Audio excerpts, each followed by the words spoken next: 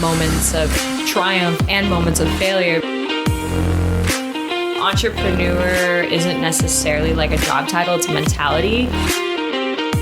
I work for myself 100%. Welcome to our season finale. This is going to be our final episode. I feel called out a little bit because like every single episode you can tell I've dyed my hair or like something's changed. Every episode? Literally almost every episode. Like if you're on YouTube, it's like one episode was like white, one was like purple, one was like more like, really? Yeah. I guess I don't notice. I'm just now used to your very fluid hair. Or I like change. Your transient hair. But honestly, like right now it's like this is half pink, half blonde. I did this about like 2.5 weeks ago. Okay. But the podcast hasn't seen it yet. So that just says I haven't filmed in 2.5. Oh, I didn't know the podcast hadn't seen it yet. Yeah. It looks... It's faded. It's not great, but looks fine. I just wanted to explain that was a manic moment for me. It's fading now, and who knows what's next. Probably blue. No, actually, blue's the only color I know I'll never do ever again because blue does not come out of your hair. Oh, it's like a toxic relationship. It's always just lingering. Okay, I love that. Anyway, so oops. I also want to preface this episode by saying I will explain everything at the end when I talk about my Ness moment, but I'm in an excruciating amount of pain.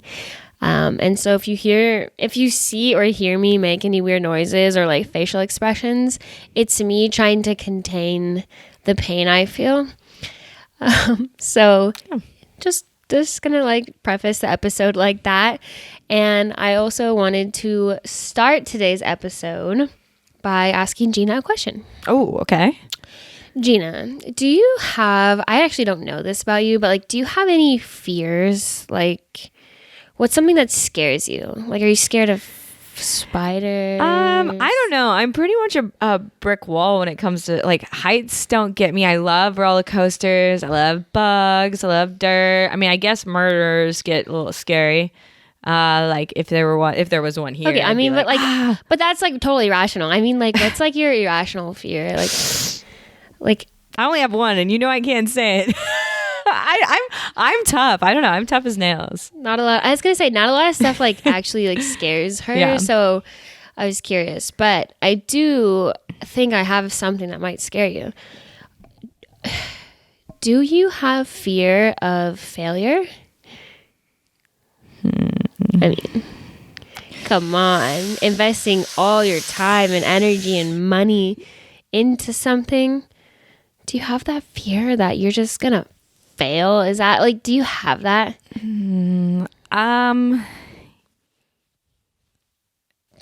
Deep. Is this where our it's almost like a rhetorical question. Season finale is going? I mean, yeah, I do. I know I do because I don't even like you asking me that. I get like clammed up a little bit and I'm a little like, ooh. Makes you anxious. Ooh, yeah, like feel my palms. Oh, that's clammy for you. I know. Well, I'm always clammy, but yeah. But like literally, I think that it's a scary topic because it's really vulnerable because when you fail, you know, everything's out there. I was gonna say, like really, really thinking about it, Jeana, like I'd say vulnerability is like that one thing that Jeana would be really scared of. It's like because she's so tough and she's so strong and she goes at everything that she does like 110%. Like I got this. Like her confidence is like radiates through a crowd of people, and so the second you try to get vulnerable with Jeana, it's like if you can. And I'm probably one of the only few people that really can. It's like I can tell that that's where her fear lives. And she's so scared of opening up about those, like, because if you talk about it, the second you talk about what you're actually scared of, what you're fearful of, and failure being one of the biggest things that's like prominent in both of our lives, that's when you're like, holy shit. Yeah, I mean, I would say failure and like past, like there's something about like learning from your mistakes and like the part that happens after the failure where you're supposed to like learn and grow from it. I'm very like quick moving where it's like, okay, did that, done, didn't work out, done. Where I don't go back and reflect, which is I think probably a key to doing things better, being better, like growing. Yeah. And I don't like spending the time reflecting because I get so hard on myself that when I look back, I see all my mistakes so clear and it's crippling to me. And so my defense mechanism there is to not look at it. Okay, interesting. So I feel like when we are faced with failure, which is inevitable and it's an important factor in succeeding, it's like you have to fail. When you fail and you look back on it, you see it more as like an attack on who you are as a person or your capabilities versus it being like, cool, this is a learning moment for me to get better and figure out how to do things differently. You look at it and you're like, I can't believe I did that. That was stupid. And then Yeah. I mean, I am so hard on myself that it's like, I mean, it's ridiculous. Like, I'd be embarrassed to explain how hard I am on myself because it goes as far as like, you don't get dinner tonight because you fucked up. Like, that's how hard I am. Like a level that doesn't make any sense and it's not rational. So when you fail, there's this opportunity to just like hate yourself so much. And I'm scared of that emotion. But do you ever feel yourself get to that point in like the crossroad road where you can go either way, where you can be like, it's a choice for me how I want to perceive this failure? Do you ever feel yourself get to that point where you can make a choice and then you always choose to be really hard on yourself? Or do you just like every single time you're like, that's just where I go? I don't even think about the choice of going the other direction with it and being more positive and learning from it and being kind and patient with yourself because maybe it's something you've never done before or maybe it was actually really difficult, you know? I've had people tell me that before. I've definitely had people be like, you have to be like what you just said. You have to be more kind to yourself. I've definitely heard people say that to me. I know that I've never taken it as seriously as I should. And I'm almost positive I've never tried. Like really tried because I'm scared of also failing at that. That would be the worst thing ever. Is like my one thing that I want to do is to pick myself up and make myself better. And then I fail at that. Then what do you have left? So I don't know. I think that all of it's really scary, but I definitely think that like being kind to yourself and not being too hard on yourself, I haven't put the effort into it that I should because I am scared of failing of that. That makes sense. The failure of learning how to deal with failure and move forward in like a very constructive way. Yeah. There's failures to like you fail every single day at something and you might not even realize it. And I think I said this to you earlier, but the idea of failing in an area that you're comfortable and confident with, I think isn't as scary for me. If I burn something in the oven, which is a very bleak, honest failure, I don't feel like it makes me less of a chef because I know how it should be done. So I know how to fix it right away. And I know like, okay, what went wrong? Did I not set a timer? Like there's just easy ways for me to go and fix it. Or if someone says I didn't like this dish, maybe I can constructively look at that and say, maybe this isn't for them. But if you take something that I'm not confident with, loving myself, I am not confident that I know how to love anyone, let alone myself. So, okay, how do I be kinder to myself? I don't know where to start. So somebody coming in being like, oh, you're being a little bit too negative for yourself. You have to. That is crippling to me. I would rather you tell me my food's disgusting. I'd rather my business burn. Like telling me that like I'm not being positive and like that is crippling because I don't know how to fix it, and the energy it would take to dive in and figure out where I'm going wrong, what to do is so overwhelming. Well, also when it's something like loving yourself, it feels like almost that should be natural in a way. It's almost like everyone should know how to love themselves or self-care or, you know, that kind of stuff feels like it should just be natural, but it's not.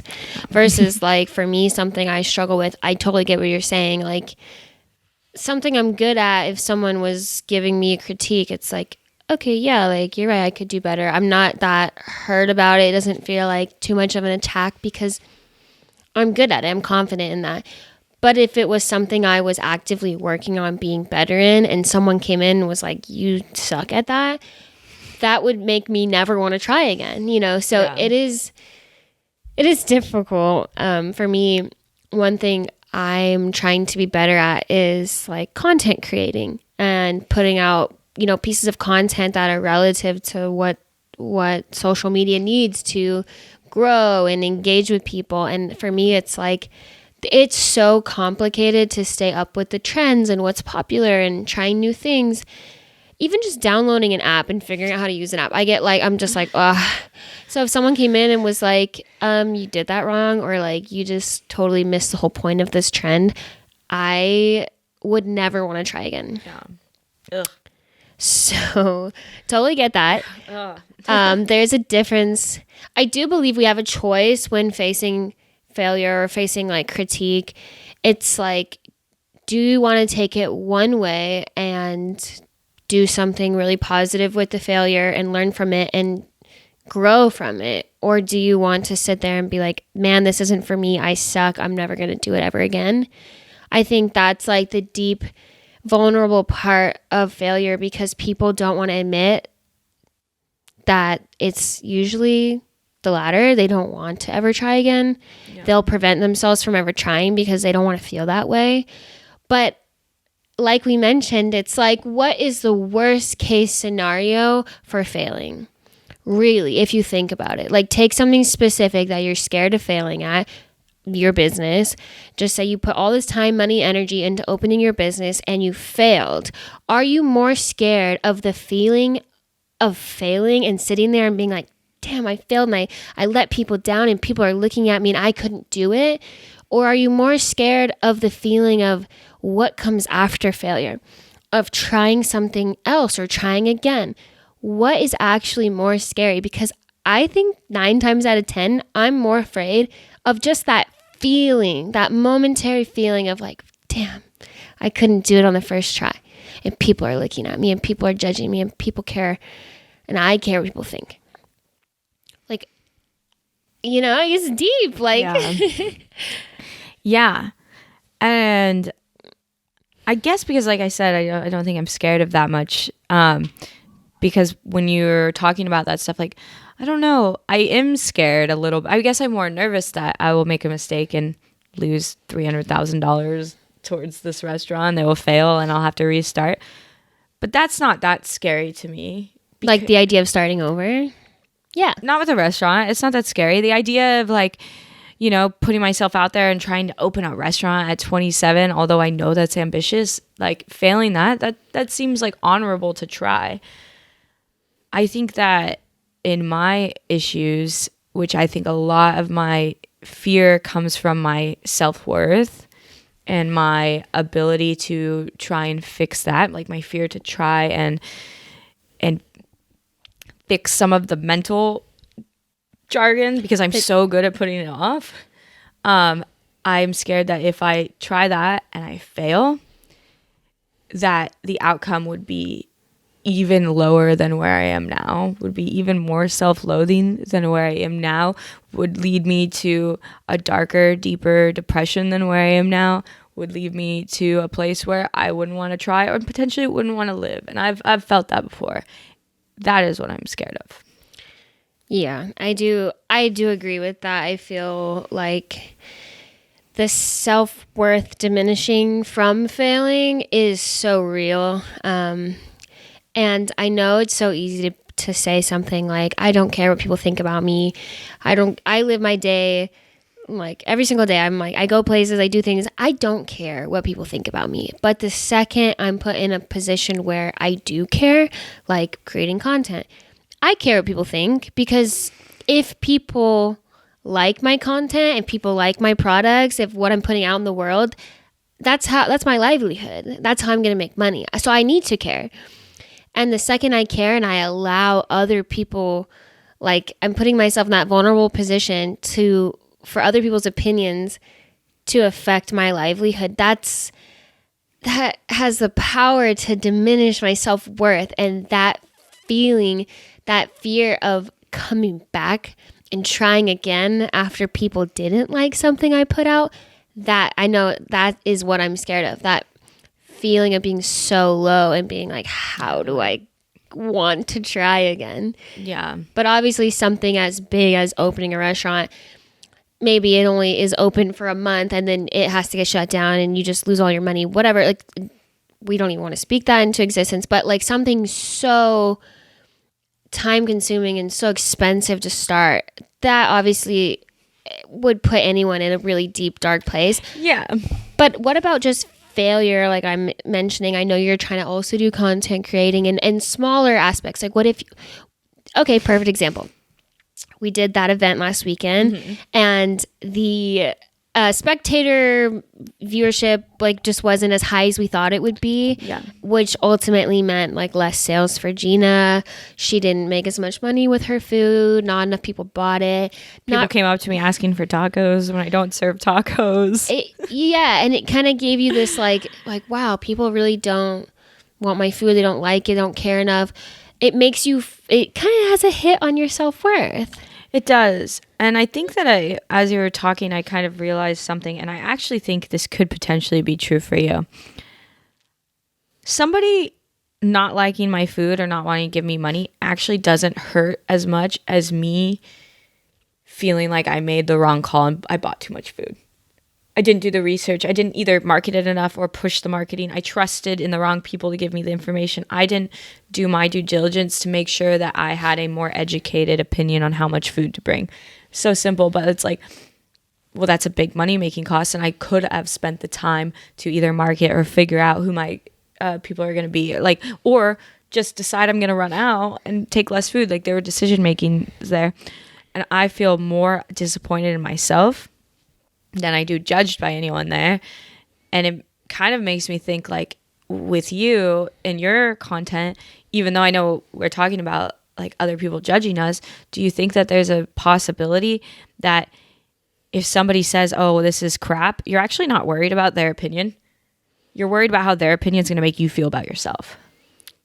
Yeah. That person doesn't matter. I don't care about that person. Their judgment doesn't matter. But what they said has made me think less about myself. And I hold my opinion so strong. And the fact that now you're doubting yourself, that's traumatizing. Well, I put out a piece of content the other day, and it was like I had one person out of like 150 comments that was like I don't want to see this. I didn't like this. I didn't enjoy this, basically. And I'm like, why do I care so much about this comment? And it's not because I want this random person, let's call him Billy Joe. I don't care about Billy Joe's opinion. I don't care if he gets what he wants out of my social media posts. I don't care if he unfollows me. I know that. But there's this underlying feeling of maybe I'm not doing good enough, or I can't appeal to everybody, or maybe other people feel this way, but they don't want to say anything. Like it just makes my anxiety and my perfectionism, like OCD, like kind of pop off. Yeah. And so I get what you're saying, like, but to go back to the event where, we ordered too much food and there wasn't enough people, we didn't spend enough money on the marketing side of the event.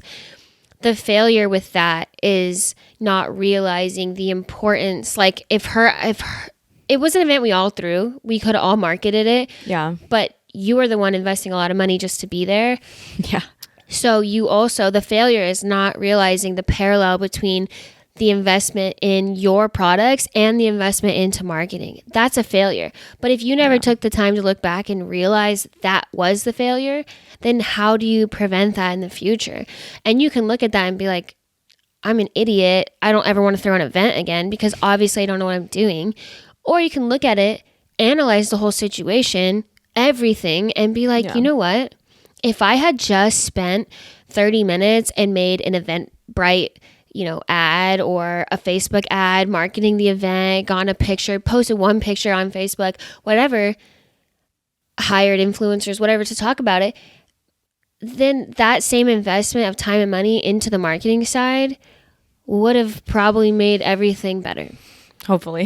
Yeah. Yeah. But so it's like the failure in that is it's not necessarily like we're still learning. We're not professionals at this, but the failure is almost choosing to avoid fixing the problem. You know what I mean? Yeah. Like we have another event in 2 weeks and it's pretty much the same thing except a different crowd of people. So now we look at it and we're like, we have the perfect opportunity to go dive into this event and invest and fix all of our mistakes. Yeah. Invest more money into the marketing side of things and invest time into the strategy and do it better. And it doesn't even seem like it would be that hard. Mm-hmm. But it is a little. Yeah. Well, and then is that a failure in itself, is like not realizing how much work things take, but yeah, you're going to have to fail at something to realize, oh shit, like the next time I do this, especially when other people are relying on you to make money. Well, I mean, and in that case, it's like, I feel like it's more of a part like that. I don't feel bad. Like, I would never feel bad for like Ian not making money because it's like a partnership in that. Yeah. But where I get nervous is like Ian was like, come help us bottle and then we could make content and then we could do something. It's like, how do I make that worth my time without making that just hurt my self-esteem and just put me in a bad headspace? You know what I mean? Because I could see that being just so much more stressful than it needs to be, so much more painful than it needs to be, and then leave us both in a more stressed out, frustrated position than, oh yeah, let's go dip your cool ass labels in wax, take pictures and videos and have a great time doing it and like have a really fun time and also get content. That seems fucking impossible. I don't know if that's like us way of thinking, because I know other people would look at the opportunity of like, what she's trying to say is like the event we're doing is held at a brewery, and actually we're putting my car on a beer label that they're making a sour beer, which is so fucking cool. It's so cool. A sour beer. So cool. We're dipping the beer in green wax. My car is green. The green car is going to be on. It's going to be so cool. And so some people will look at that opportunity and be like, this is amazing. How cool. I am so excited. I want to make content. I want to make content for you and for me and for her. Like, it's a 3-for-1, but we look at it and we're like, but what if it's a waste of our time? And what if it doesn't do anything for me? And I could have spent the 3 hours actually doing something that made me money. I think that fear of wasting our time and technically failing is it prevents us from even being excited. We're going to do it anyway because A, we've already committed to it. And B, like, I want to do it. But in the back of my head, I'm like, I'm not that excited. No, it definitely, exactly. That's what I'm saying. It definitely prevents us from taking what is such a cool experience, and we have so many opportunities to have such great experiences. And instead of turning a fantastic experience into something that's really fun, and we never talked about this, we could grow closer as friends, building content, doing this. That's not what I'm thinking about. I'm thinking about, what do I wear? Because I'm going to look like a fucking idiot. That's what I'm thinking about. I'm like, how do I not look like a fucking idiot? It's hard, dude. And I'm going to look like an idiot, and then I'm going to hate it, and I'm not going to want anything to do with it. That's all I can think about. I can't think about having fun, learning about beer, spending time with my best friend, working on a cool thing together. None of that's matter. I'm like, I'm going to look stupid, and I'm going to hate every moment of it. Okay, but is looking stupid a failure? Or I think your insecurities are preventing you from wanting to do something. That's almost something totally different. Like for me, for the event, a lot of the work, a lot of people that are coming are people that are coming because of me or because I reached out to them and I spread the word. It's a lot of my community of people. So that puts this pressure on me that like people are going to come, and if it's not a cool ass event, they're going to be like, why did I come to this? I'm wasting my time. And that fear of other people thinking that is what prevents me from even wanting to do it. Versus like the beer label thing, it's like at the end of the day, if people don't like, I'm scared of people not liking the beer a little bit, but I'm like, that doesn't fall on me. I don't care if people don't like the beer. If you like sour beers, you like sour beers. A lot of beer tastes like shit. Like, most Sacramento beer.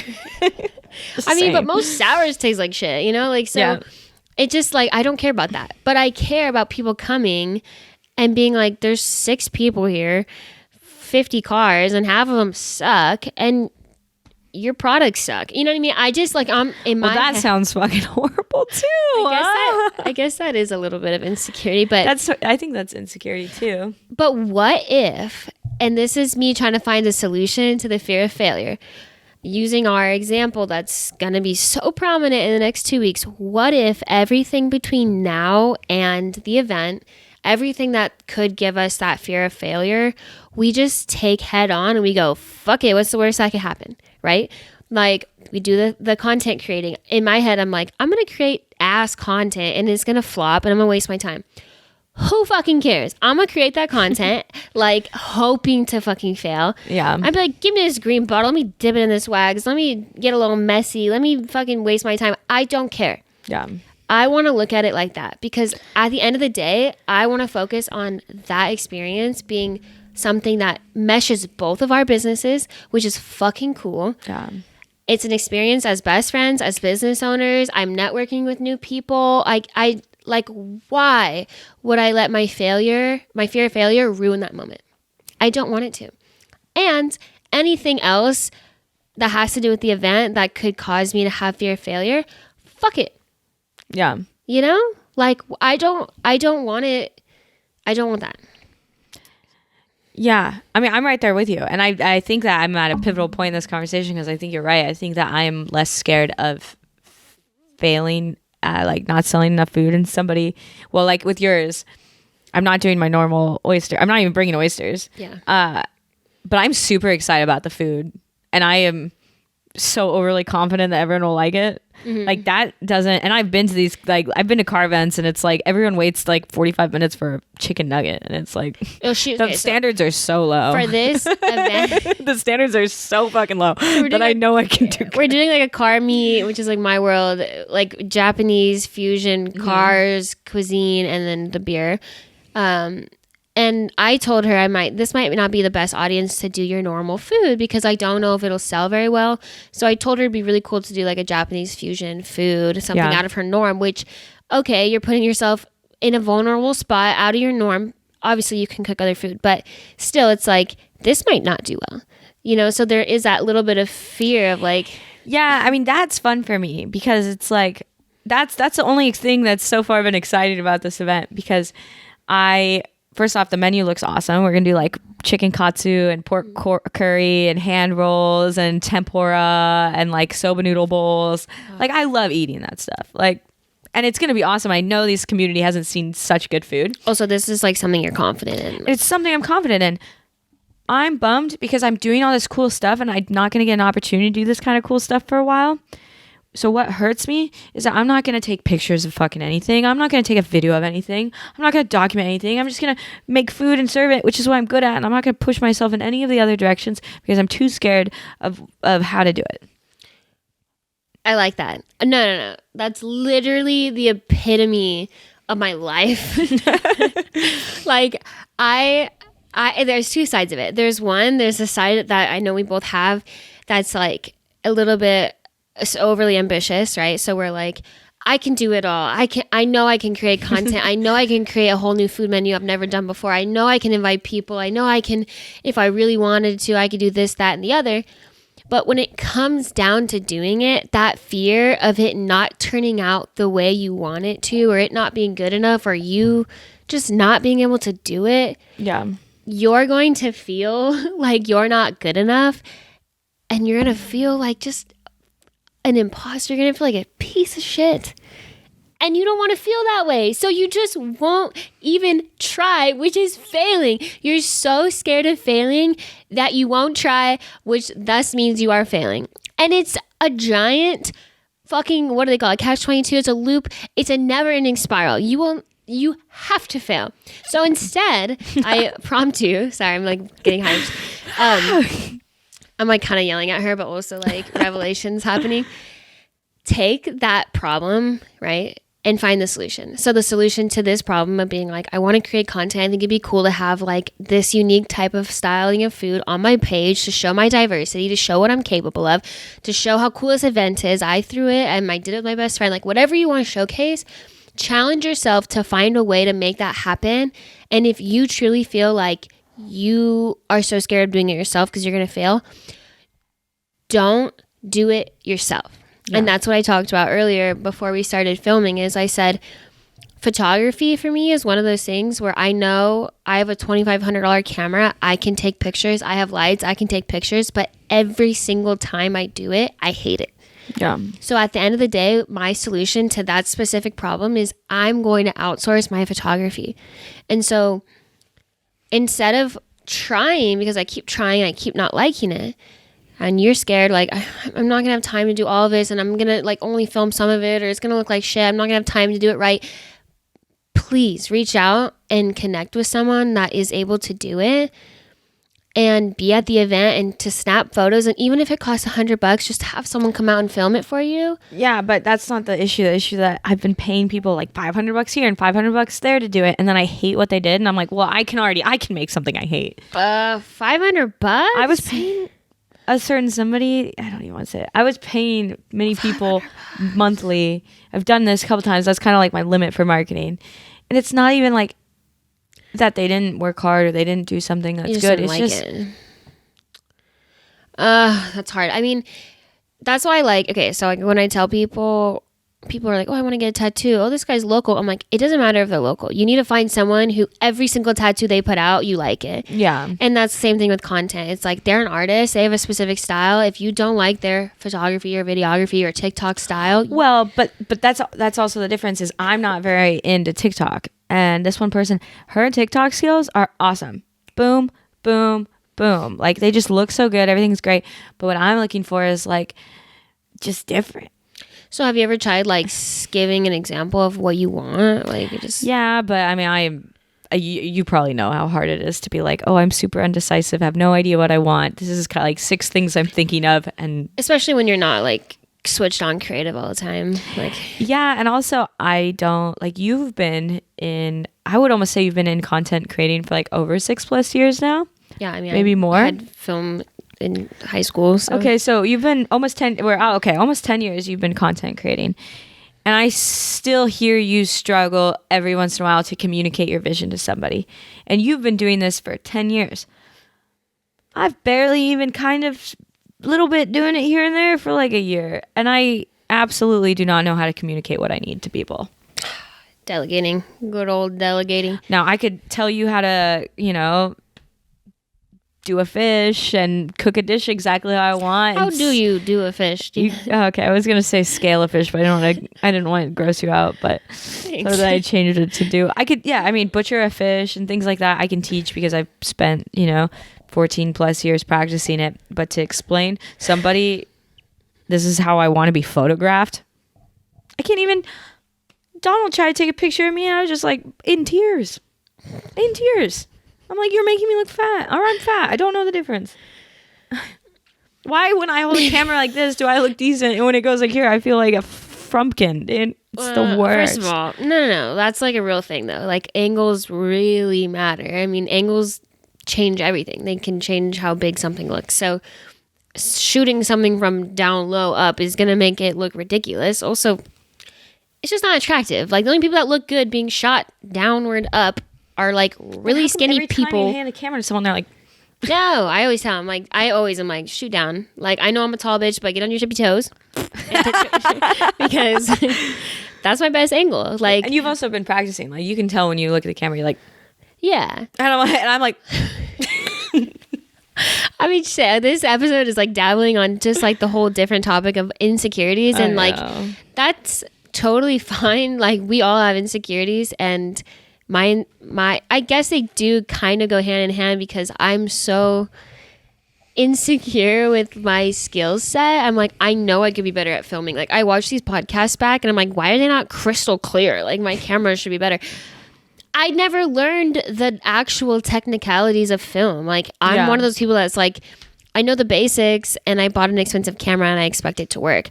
I'm so insecure about that. So every time I go back and I look at footage or whatever, I cringe. And it's the same thing probably with you. Like, you could be better or look better or whatever. But at the end of the day, you have to realize the day of the event, if you don't like the way you look, it just shouldn't fucking matter. Like, shouldn't. Your mind and your heart should be in your food. And that's where it should be. It should be about the food. It should be about the community. It should be about the vibe, making sure everything runs well. And so... But then how come I could crush an event, I could make amazing food, I could gain a bunch of people who are like, oh my God, we're so obsessed with this food, it's delicious, everything's great, and we made money and it's looking promising, and then I get home and somebody posts a photo of an event and I'm like, that whole day is ruined to me. That's my problem right now. It's horrible. It's my day-to-day depressing issue.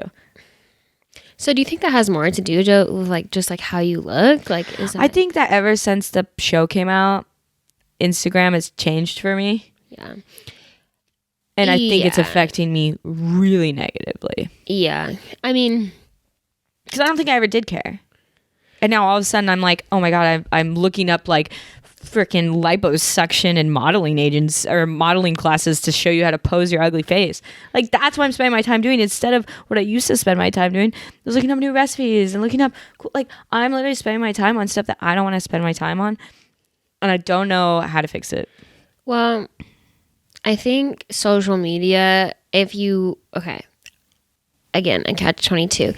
I think you have to ingest a lot of social media to be good at social media. So you kind of fall into this trap of like, well, this is what everyone else is doing and this is how everyone else looks. And if they're successful when they look like that, it means I need to look like that or I need to, be skinny or whatever. It's like, but in actuality, it's not their looks or their fucking nice jawline. It's the confidence they're exuding and the excitement, the feeling they're able to give people. If people can feel your insecurities, if they can tell you're not happy with yourself or you don't really care about what you're doing, that shows in a video. Yeah. So at the end of the day, like, again, this goes back to kind of like fake it until you don't have to anymore. Yeah. When you make a piece of content, when we go shoot the bottling of the beer and the dipping in the wax, like, throw out all your insecurities. Be like, no, I'm not dealing with it today. I don't give a fuck if I don't ever use this content. It doesn't actually really matter to me. Yeah.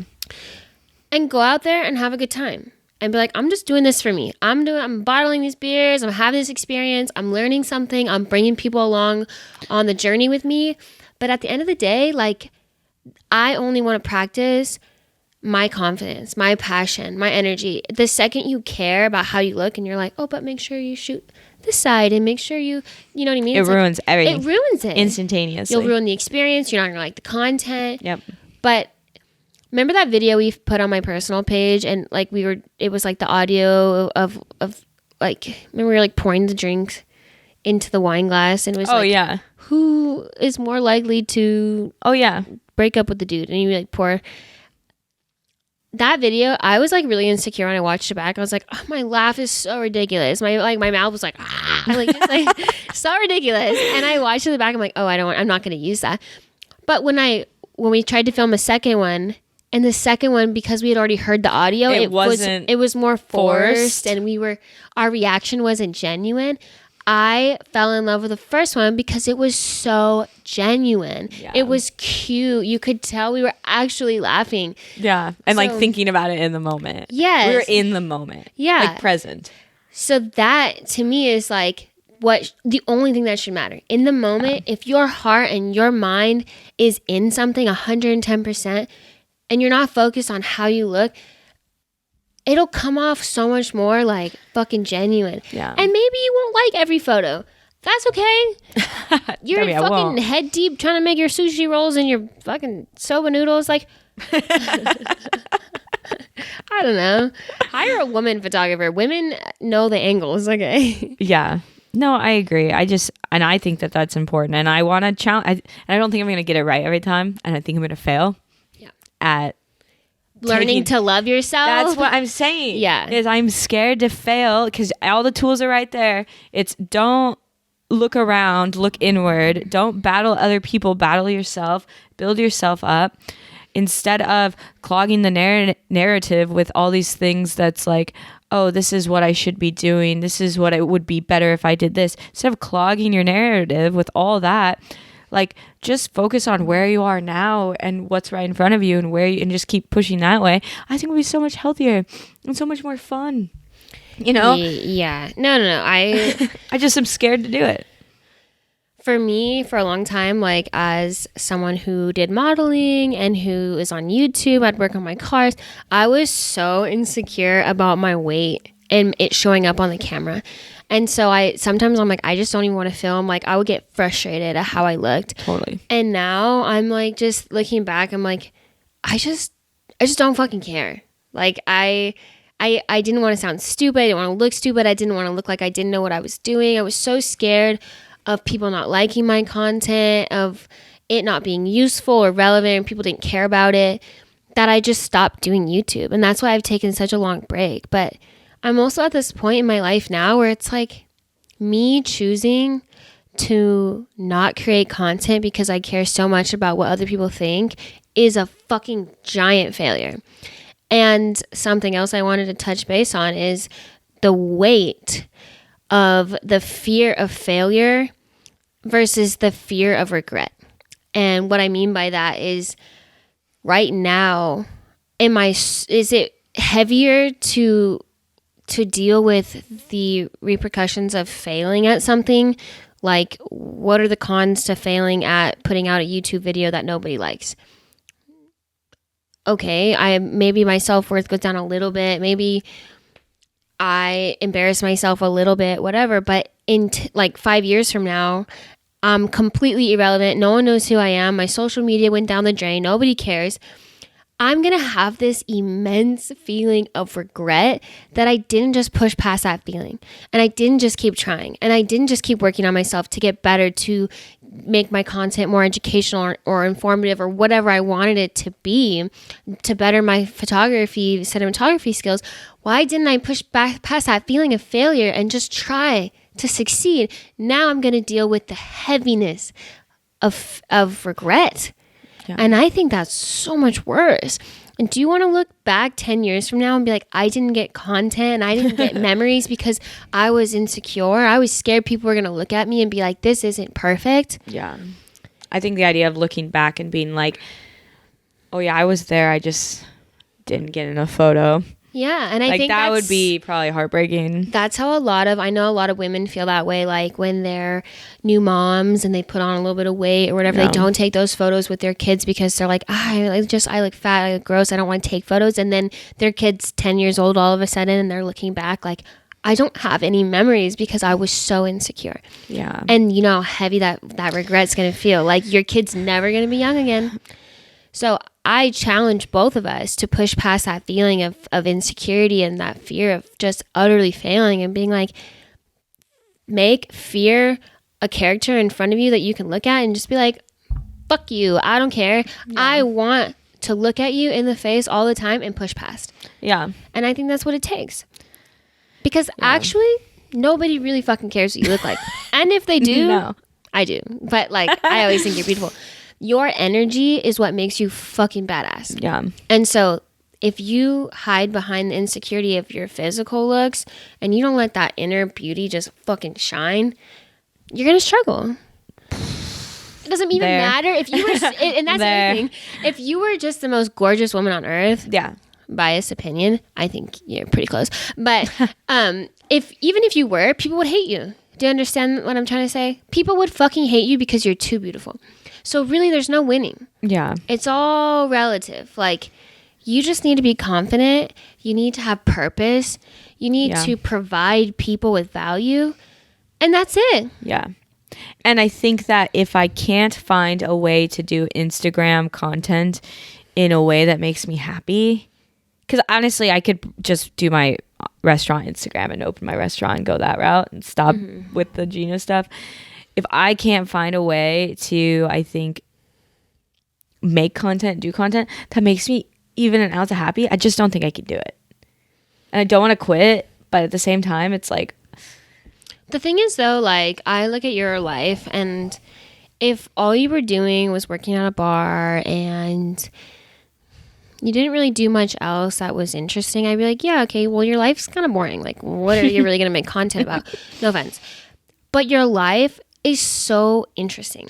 And I know. I think it's so interesting. Like this weekend, she's doing 2 events and I'm going to go to one of them on Saturday and I'm bringing my boyfriend's parents to it because it's at a really cool location. It's going to be so fun. You're going to love the food. It's just going to be so cool. And I'm so excited. I'm so proud of you. And you probably look at it and you're just like, it's just another event. And I'm like, it's not. I can bring my camera and take some cool photos of you. I mean, I was in the restaurant space right now and the floor is all cut up because we're like putting in plumbing and the windows were leaking because they didn't seal them right. So we're trying to get like rebates on that. I mean, there's so much to learn there. And I also feel like there's so many young people like me that want to know what it takes to open a restaurant. And I can't even get out of my own way to share that. Let alone an event that I'm doing. How many events have I had that I haven't posted jack shit about? Such a shame. But I do the same thing because remember when we went to LA last weekend and we met up with a big group of people and she was trying to like they asked like, oh, what are you guys up to or what's your next thing? And she's like, oh, you should come out to our event. It's gonna be so cool. And she just hyped up this event. I'm a good hype girl. And like I was really sick at the time, so like a part of me was just low energy, but the other part of me was like, it's really not that cool of an event. She does this all the time. But that's what you do too. I just don't say anything. But if someone asks me, I'm like, ah! You will literally like, you will, maybe it's an expectation thing, but you will like purposely put into people's minds that something's not that cool. Like you'll even do the singular hand, you're like, I know. You do this. I feel like you I'm shake your humble, hands and you're like, you don't want to go. It's not that cool. We're like putting our heart and soul and money and time, and I'm like, oh, it's gonna be all right. But that was one of the things. So I wanted to read a list of 10 signs that you have an actual fear of failure from Psychology Today, and that was one of the 10 things. Was like your. Let me just read it to you. But like, it's just like this to me to a T. I am the definition of someone who's scared of failure. Yes. Let's see. And I think that I've gotten a little more used to it in my line. But also I went to a college where I had to fail in front of many people all the time, little failures, and you'd constantly getting like berated and yelled. I mean, I've had food thrown at me. I've been called. I had like so like the little stuff doesn't sweat me. That's why the big, deep emotional stuff is the crippling part. Like, all right, I fucked up the food and all right, I misplaced this, which is why I'm not a perfectionist necessarily, because I know that if I fail, I can fix it. But like the deep stuff, I don't know how. I have no tools, no equipment to deal with that. No time, no tools, no equipment. No therapist. And I'm trying to get her in therapy, by the way. We're trying. Yes, but number 6 on the list says you tend to tell people beforehand that you don't expect to succeed in order to lower their expectations. And that's literally me to a T. Like I will just be like, oh, it'll be all right. Like that way, if they come and it really isn't that great, they're like, oh, okay, cool. Well, I didn't waste my time. Like she told me it was going to suck. That's, it's fucked up, but that's, yeah. That is insane. Okay. So I'll read one and then you can read one, but we'll just basically talk about if they're relevant to us, which, spoiler alert, they are. Number 1, failing makes you worry about what other people think about you. 100%. It's why I don't do YouTube. Go ahead. Yeah, I mean, yes. Failing makes you worried about your ability to pursue the future you desire. Yeah, like that. I mean, obviously, like, I think it's a little too cliche to say like, oh, I have a goal of making this much money. I don't actually think that's what that means. I think when it says the future you desire, it's like when you close your head and you imagine yourself. And for me, it's like I imagine myself very free and very happy. That makes it hard to go after that. It's easy to go after the stuff that makes sense, but I can't go after like the real vision. And that I think is a really intimate vision that you have with yourself. It's not like something you put on paper or something I even tell people. Like, exactly. It's just like I see this long-term heavenly goal, dream, future life, but like one failure makes me go, oh, well, I'm not worthy of that. Like, yeah, it's something tiny failure equals not worth it. Failing makes you worry that people will lose interest in you. Yes, we just talked about one Instagram post and I lose like 100 followers. And I'm just like, the people hate me. Yeah, I made it past Twitter and now Instagram's doing me dirty. Yeah. Well, that's the thing about like even for me, like I got a lot of following on TikTok from a couple. I was like really consistent with videos. I got a bit of a following and then I didn't post for a while. And now every time I post, I lose followers. And it's so easy for me to look at that and be like, nobody likes me. I'm irrelevant. I'm stupid. I'm worthless. Why am I making content? I'm 27 now. I need to retire. Like it's so easy for my brain to go there instead of being like, oh, well, you know, maybe this doesn't align with what people want to see anymore, and that's totally fine. Yeah. Or maybe this one video I posted or that one photo you posted just didn't engage with them in a way that made them want to follow you.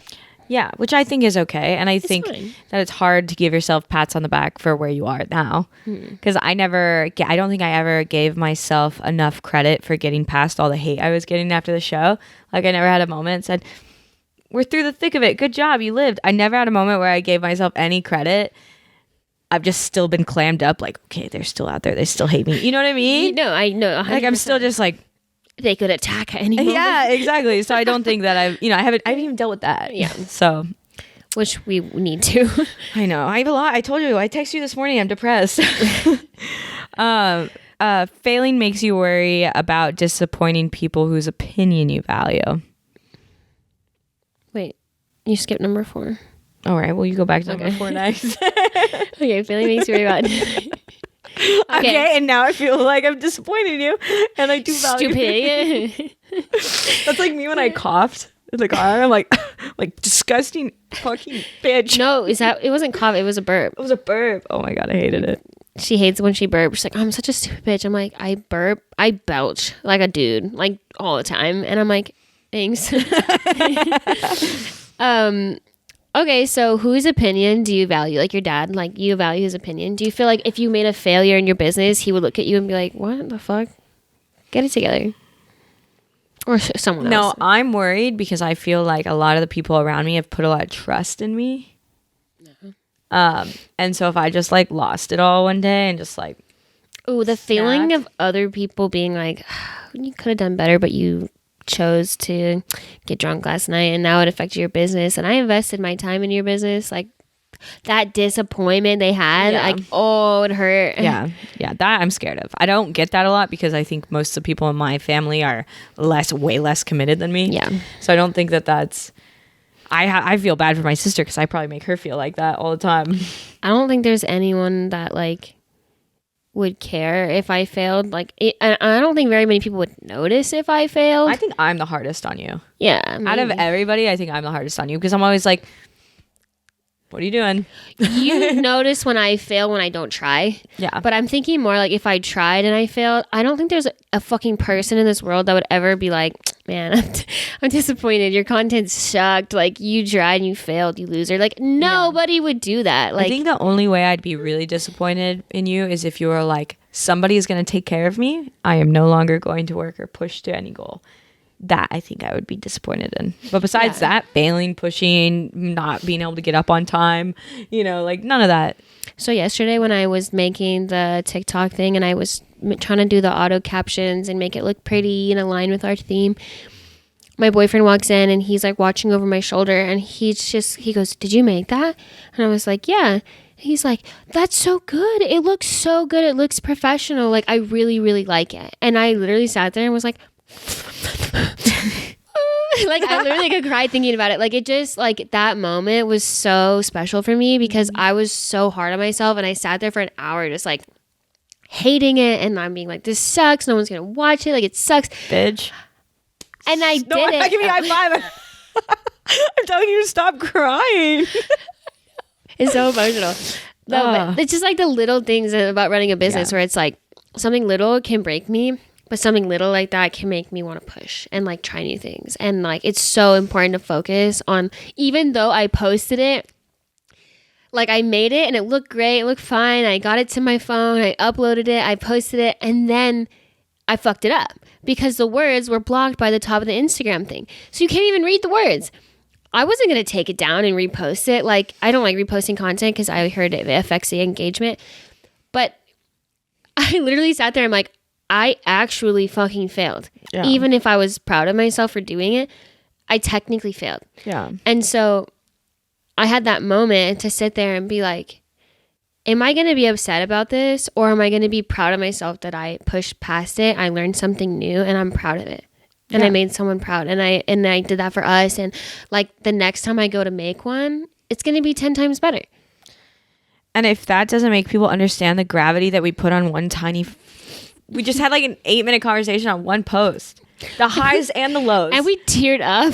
The highs, the lows, the fact that I couldn't make the post because I'm an idiot. And so that way, and so I'm trying to listen and like, I was so stressed out watching the video. I was like, Maddie's not going to like that. I was like nervous to even send you clips that I thought were good because I'm like, she's not going to use any of these because I know I don't have the ability to pick out a worthy clip. Like that was going through my head and it was so stressful and I hated it. And then I think you did use one of the clips I sent you, but it was, and then in my head I was like, the coincidence. You didn't respond for like 5 hours. I went till the next morning and I'm like, she hates it. She hates it. I already posted it. It's because I was slaving away at the stupid bar job. Jesus Christ. Okay. Number 4. We skipped it. Failing makes you worry about how smart or capable you are. I agree with that 100%. I feel like failing makes me feel incapable. Yeah. Even if I know that's like irrational, it still is like this feeling that comes with failure. Like, why am I trying? I think that shame. Like I get this like really dramatic like medieval times like for shame feeling like where it's just like so heavy. I want to like I literally take these like super long showers where I like it's like my only like meditative time, but it's starting to get a little toxic where I'm just sitting there thinking like shame. I get just like mad imposter syndrome where I'm like, this isn't for me. Why the fuck am I trying this? Like, I am not supposed to be doing this. When in reality, it's like, nobody's inherently good at everything. Like, you have to try things over and over and over to be good at them. Also, like, what's your other option at this point? I don't have enough money to fucking hire someone to do everything. Like, I have to learn how to do things, and I have to fail to get good at them. And so, I just have to learn the psychology of failing, which is what we're doing, and look at failure straight in the face, like I said, and be like, fuck you. I'm going to try again. And if I fail again and we come face to face, fuck you again. I'm going to try again. Like, I just can't be scared of that. None of us can be. You know what I mean? Yeah. And that's just not even just with business. That's, like you said, like loving myself, looking in the mirror, dieting, and then on day 3 of my diet, epically failing because I stuffed a pizza in my mouth and not looking at it and being like, wow, I'm a piece of shit. See, this is why I'm going to be fat the rest of my life. Like, you cannot do that. You have to be like, oh, I'll just walk in the house and be like, day's ruined. Yeah. And I'll be like, everything sucks. Like, literally out loud, just like, day's ruined. Everything sucks. I hate everything. Like, so egregious. It's so ridiculous when it's so not true. Because you ate a pizza? Today, it was just because I was hungry. How dare you? Today I was upset because I was hungry before noon and I'm trying to fast. And at 10:30 I was hungry, so I wanted to cry. You're ridiculous. You stress me out worrying about yourself. Like, I'm a mess. But my business, I think, will succeed. I just don't know if I'll live to see the end of it. Yeah, it's called stability. Okay, we need to get you mentally stable to see the success of your business. Okay, number 6. Oh, we did this one. You tend to tell people beforehand that you don't expect to succeed in order to lower their expectations. You do that. Yeah, girl. Yeah. If you're coming to our event next week, the 22nd of April, It's gonna be ass. it's gonna suck. Shittiest cars. No one's gonna be there. Our food. My shit's gonna be good. and no one's gonna come, so there's gonna be plenty of it. Yeah, the beer sour. Are you kidding me? I'm probably gonna spell something wrong on the menu. Wow, that's a given. Okay, can't laugh, it hurts. Okay, number 7. Once you fail at something, you have trouble imagining what you could have done differently to succeed. I feel like that's you. Like, you don't want to imagine what you could have done differently. You're just like, nope, fuck it. I don't care. Like, move on. That's why I was saying I think I need a therapist. It's not because it's because I feel isolated because I know that there are things I need to work through as far as like my inability to look behind me ever. Like I'm constantly at a full sprint ahead. That's full-blown shame. Like, oh, fuck no, I'm not looking back. I don't want to be face-to-face with what I did wrong. I can't. I like literally just like full. And I think that it comes off really disingenuous because I don't take a lot of time to, one, appreciate the people who have helped me. Even if things didn't go right, other people around me did really good. So I don't sit back and tell people how much I appreciate them. And then the other part is that I don't, recap and learn and grow. I just run into the next thing and then fingers crossed, hope I am doing okay, and just and so I think that's why maybe a therapist would be a good point for me. I mean, to your defense, I think that also comes with how much you put on your plate. It's so easy to be like, I don't have the time to figure out what I did wrong because I have another event tomorrow and I'm going to try again. Like, so that's a defense mechanism. Actually, I have built that because when I was going through foster care, I didn't want to go home to face the music that my family was falling apart, that I was depressed, that life wasn't good. So I joined cheerleading. I did soccer. I did chess club. I did drama club. I did musical theater. I was the treasury for the LGBTQ plus program at the time. I did whatever it took. I hung out with every single person I knew. I didn't care. I did anything and put everything on my plate, worked at a job for free. It didn't matter. I would put it on my plate because I didn't want to sit there and smell the roses that there were issues in my life. And I never even went back to fix that. So I'm still doing the same thing now. Positive note, I've accomplished so much. I've done so much. I've just constantly been pushing. Negative note is now that I'm in my late 20s and I have to slow down because my body literally isn't letting me run anymore. I'm sitting here like, oh my God, I am so overwhelmed by the mountain of crap that I've left behind me that I have to fix. I don't want to do it. It sucks. Yeah. And like we've mentioned in the past, like what you went through as a child and the fucking habits, good or bad, or mannerisms or whatever, like you want to call it, that you've picked up, coping mechanisms, it literally all stems from your childhood. Yeah. So I know a lot of people that deal with fear of failure dealt with like a very competitive household, or your parents never telling you that they were proud of you, or totally. You know what I mean? It's like that just breeds this like person who's going to come up in life as like, I'm never going to be worth anything. I'm always going to fail. And I think that's low key mine. Like I have to really think about it, but like I was put in that situation where my parents were so occupied when they divorced, like they have to make it for themselves. Unless I did something that was just so mind blowing, I didn't get that like, hey, I'm proud of you.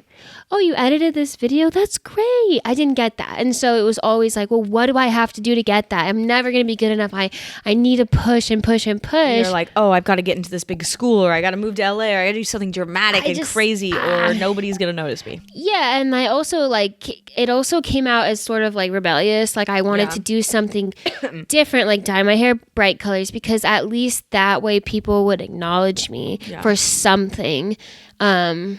And I think I really craved that attention from other people because I wasn't getting it at home. I wasn't getting the reassurance and the love that I felt like I needed. My parents were great. Like my dad, especially my stepmom, like phenomenal parenting. Yeah.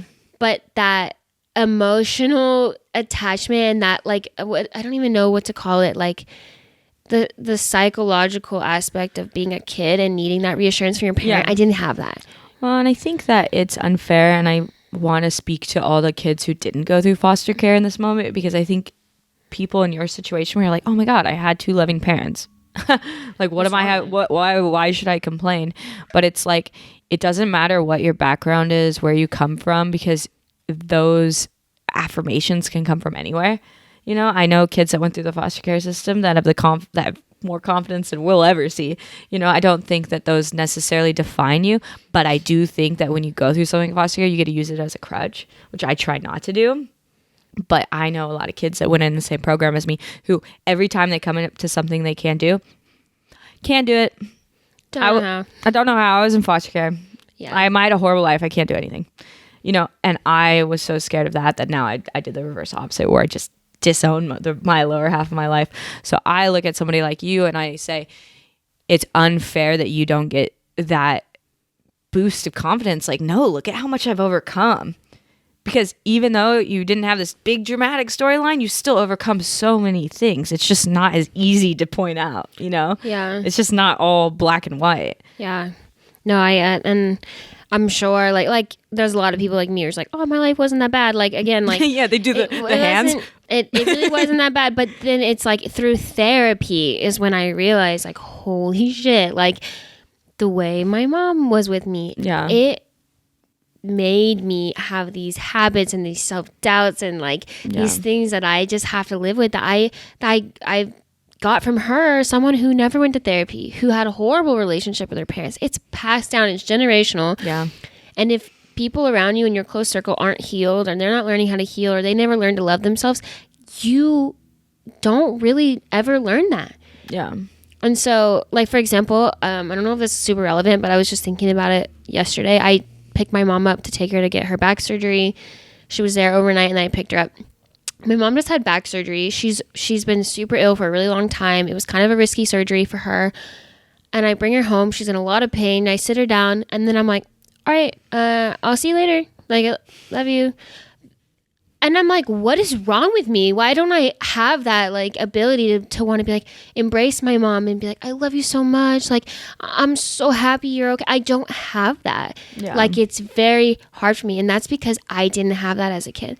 I didn't have a physical touch family. We didn't hug each other. We didn't do that. Even saying I love you feels weird. Yeah. I'm 27. I'll get off the phone with my dad and I'm like, I love you, Dad. Like, And he's probably like, and I know I love my dad. No, if I say, he'll be like, oh, I love you too. Like, it's so awkward every time. And I know other people can relate to that. And it's like, I didn't have a bad childhood by any means, but like the love, the connection, that like the things that I needed to feel like I was worth it, I didn't get it. and do you feel like now that you've been spending a lot of time working on yourself, do you think that it seems like it's kind of like, okay, you learn all this stuff by yourself and then you go down, like everything's horrible because you just found out like all this crazy stuff, but then you can kind of rebuild. So do you feel like you're on that rebuild from like going to therapy, diving into your mental health? Well, that's why I say like therapy, people are like, oh, I don't need therapy. Like, I'm fine. I'm like, no. You don't understand. Therapy is powerful because not only do you learn so much that you never even thought about, and you're connecting things in your childhood to how you are now, it's like it gives you this tool to look at the world in a different light. Like, you're like, oh, well, I'm like that because of that. It's not my fault. I can unlearn that. And then you just like, you're kind of on this hype, like, I want to unlearn that. I want to be better. I don't want to carry these habits into my relationship. I'm not that person that I thought I was. I just learned that behavior, and I didn't realize it was a learned behavior. I just thought that's how the world worked, and that's how I worked. So there's a lot of like greatness that comes from therapy, aside from just, having someone to talk to about your problems and like getting advice and help and stuff. It's like you realize so much about yourself. And if I'd you be have so scared. Can you imagine? but The therapist would be like, wow. No. I will admit, the first couple sessions, you go in there, you're just dumping that shit out. You're like, and they're looking at you like, my therapist literally looked at me and was like, he always says this, okay. That's like, he's like, I don't know where the fuck to start with you. But after like a couple sessions, it got better. The sessions got a lot more specific and the advice got a lot more specific versus just dumping like, the last 2 weeks sucked. Like, fucking everything happened. I cried 15 times. I wanted to jump off a bridge. Like, whatever. Like, it feels like you have to explain the last 2 weeks and then the last 2 months and then maybe something that happened in your life. Yeah. Like, so, but they need context. this is why you want to find a good therapist in the beginning. Don't do 6 months with somebody and then be like, I'm going to switch over, because then you have to start all over. You need someone that's going to know your whole fucking life. You don't want to trauma dump your whole life 4 times, I don't even want to do it once, so. Yeah. I really like, I'm so excited like for you to get into therapy, because I know you're scared, but like I want to like meet you after therapy sessions and just like have you then vent how it felt, because I'd be so scared. I'm scared thinking about it. well, I fucking cried my eyes out the first like 3 sessions. I was like tissues like in my face, like sobbing, and I'm just like, I'm a mess. I'm so sorry. Like I need to get it together. And then after a while I was like, oh no, this feels really good. It's a release. Ooh, see, I'm worried that I'm going to clam up and not be able to say anything and not feel comfortable and not really do anything and waste time. Well, maybe you'll be like 3 sessions deep before you get to that release point. But once you're comfortable getting there and it comes out and you feel safe, you'll be like, I don't know why I was scared of therapy. I don't know why I was scared of reliving that past trauma, because the only way you're truly going to get over it and heal yourself moving forward is to talk about it. Yeah. And I promise you, I know your trauma runs way deeper than mine, but it is not as scary as it seems. It is a fucking safe space if you find the right person. All right. Any therapists listening to this, reach out.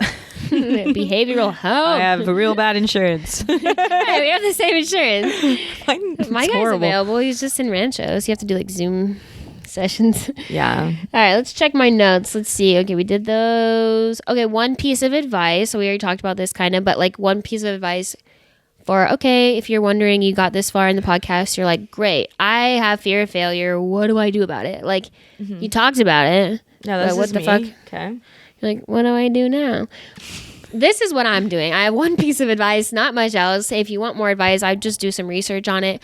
But my piece of advice is, like I said, face the fear of failure and failure in general.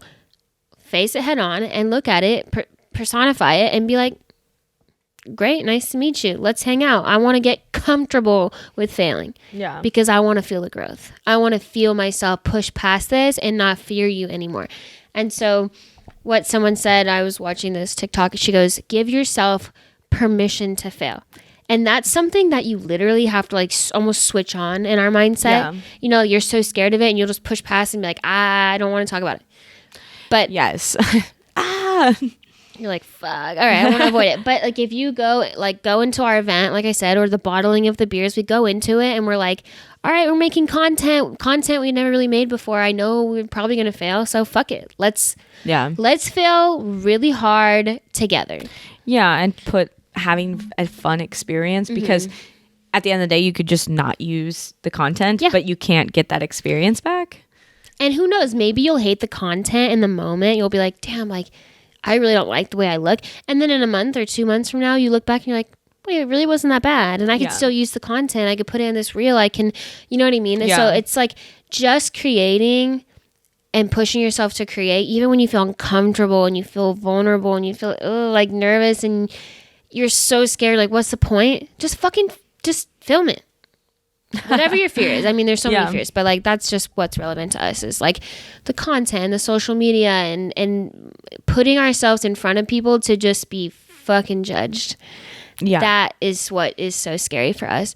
But it could be anything. You could be. I was really scared of going to the gym.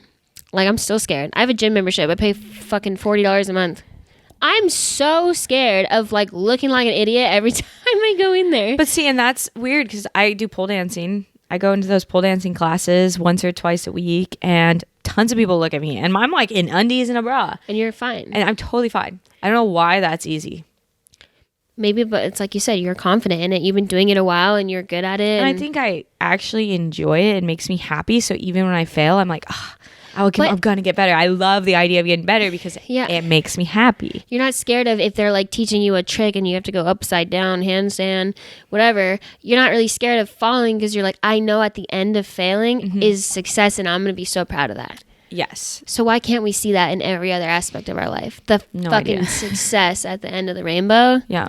Be like, I'm going to be a fucking stripper and it's going to be hot. That is my ultimate fallback. I'm proud of you. 100% down with that. But I think you're right. I think it's mindset. And there's got to be tips and tricks on that. I just don't know. Oh, another thing. Okay, I watched another video. I just, bless your soul. Are you done? I'm stupid. Another girl mentioned in her TikTok, I don't want to take credit for this advice, but she said, weigh the cons of failing with the cons of not even trying. Does I have that right? Yeah, like what you were talking about with like weigh your regret versus not doing it now. Yeah. So,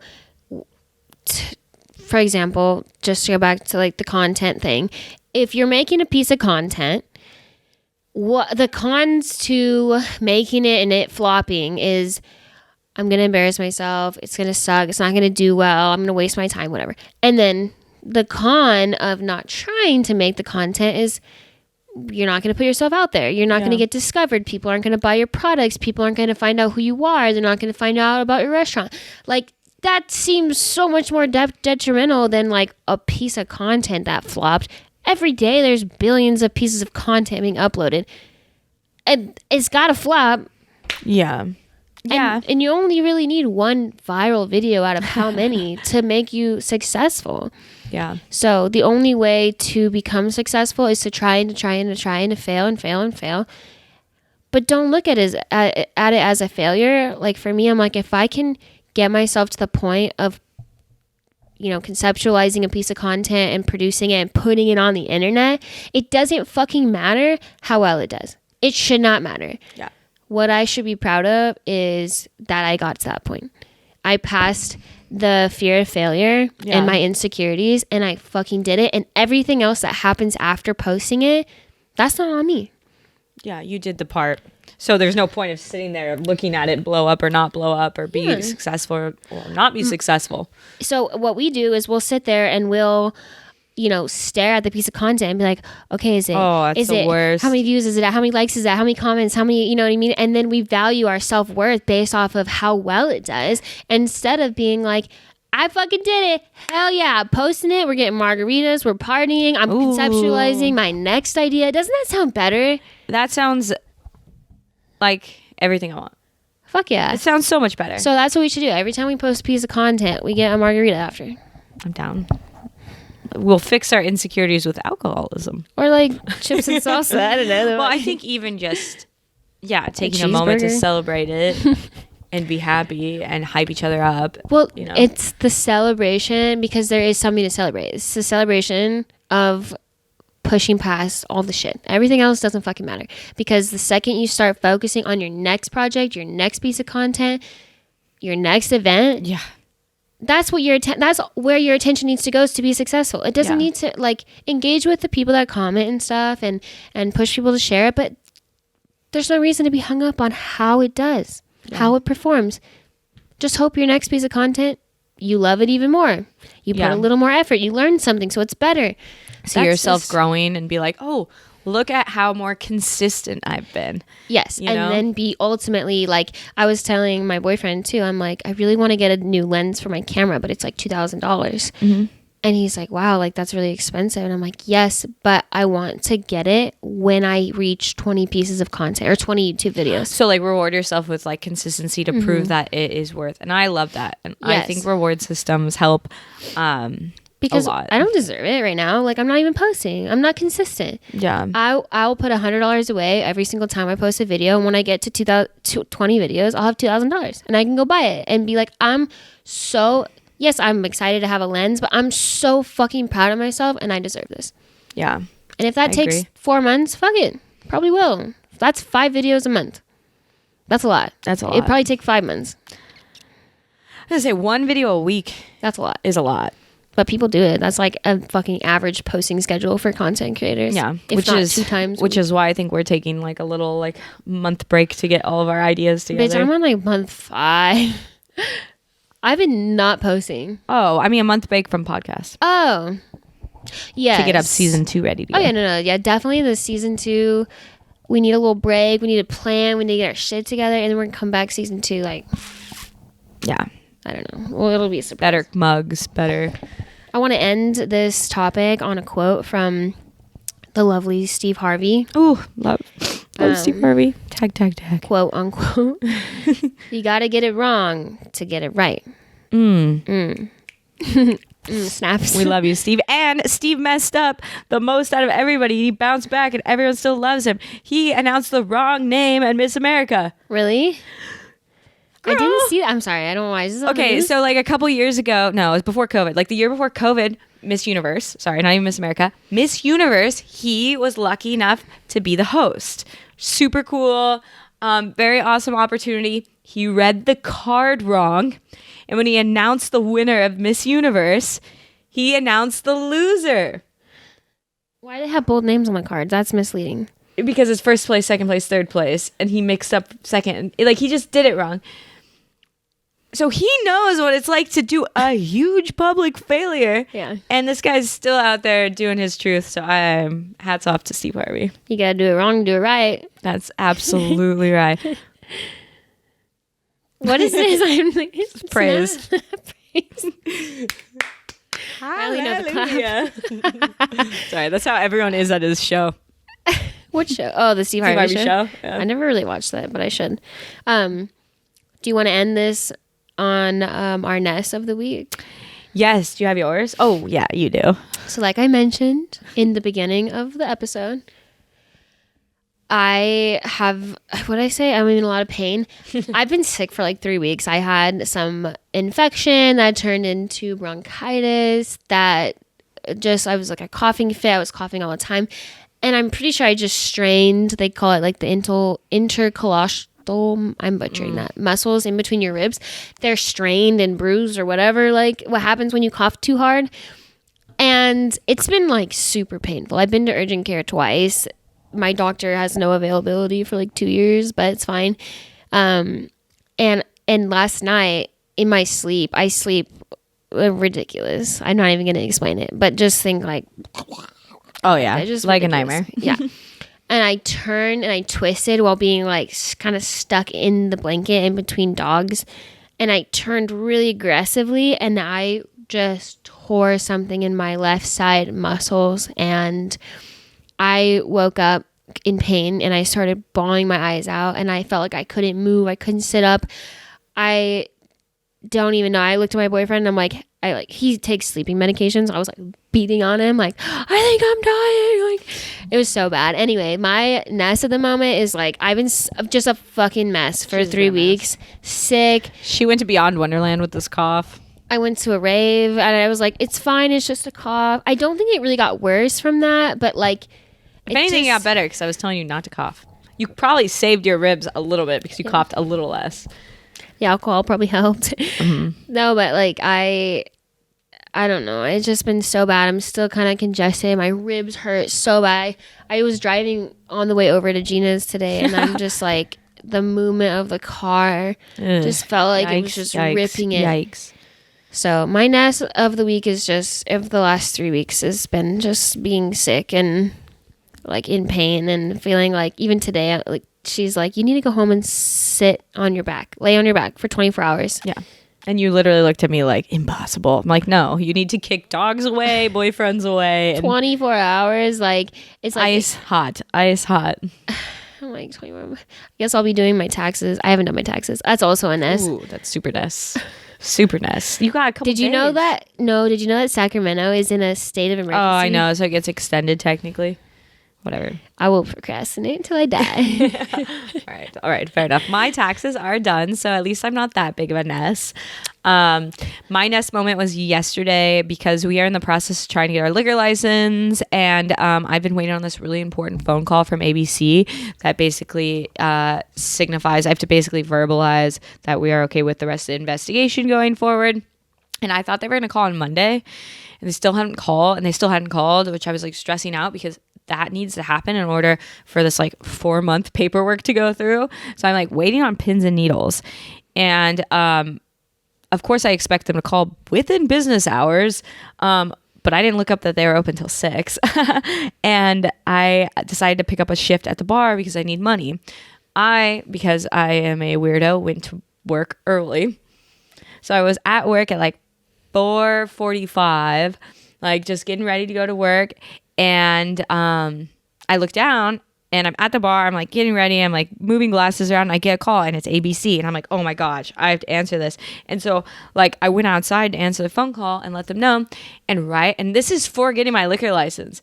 And right at that time, these drunk people roll up to the bar and they're like, what's up? Who's getting fucked up tonight at the Almond Tree? Blaring loud music, literally, that's like, we're gonna get so fucked up, like, and Jeana's working, woo, like, it was like, I'm just like, I did not know this story. and I'm just like, oh my god. And I'm like, yes, I'm ready to be investigated because I'm a responsible young lady and I don't overserve, and I'm just excited. And I was just so like, I like could not get away for this phone call to happen.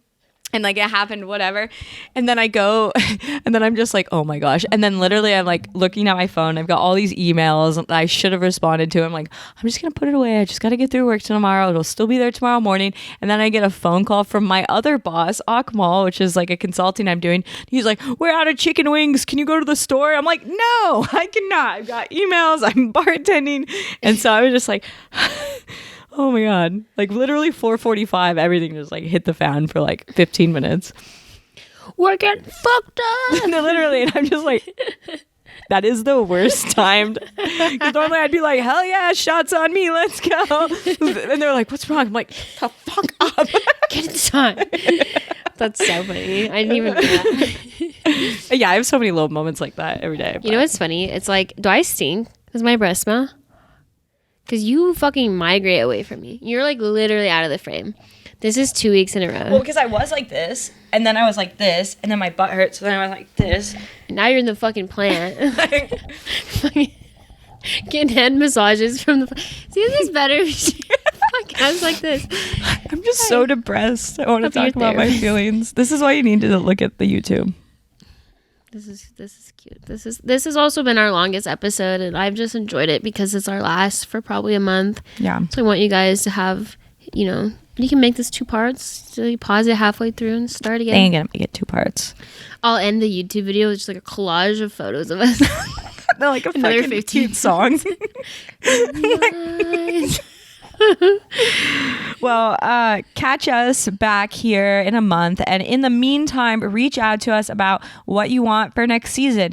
Do you want more, mental health stuff? Do you want more business forward Or stuff? collaborations. Yeah. What are you looking for? I'm just doing a lot of chef stuff, but I want Maddie to do car people stuff. What do you think? I think we need to make a list of all the cool people we could collab with because I've got at least 3 in the back of my head right now. But 3. we might even change the location of filming. I think season 2 should just be like all new setup. Orange couch. Or And different plants. And I know looks bad. I'm tired of looking at it. And my hair hates it. And my hair will probably be a different color. Who knows? Maybe I'll be blonde. Maybe she'll be in therapy. Oh, I doubt it. Anyway. All right, guys. We'll catch you next season. Thank you for tuning in. Leave a comment on our YouTube channel. We'd love to hear from you guys. And then you can stay up to date with us on our Instagrams. We would love that so much. They are in the bio of the Spotify and YouTube. We love you. Mwah! Take care. Mwah. Go out there and fail. Fuck it up. Fuck it up. Fuck it up. Fuck it up.